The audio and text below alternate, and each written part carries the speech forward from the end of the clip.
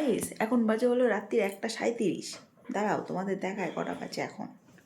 তো এখন আমার ঘুম আসছে না, আর সকালবেলা আমার ঘুম ভাঙে না।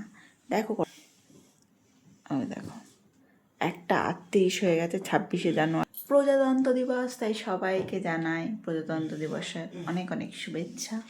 তো যাই হোক, এখনও আমার হাজব্যান্ড এক ঘুম দিয়ে উঠে এখন মেয়েদের সেট আপ করছে। মেয়েরা এখন নিদ্রায় আছে।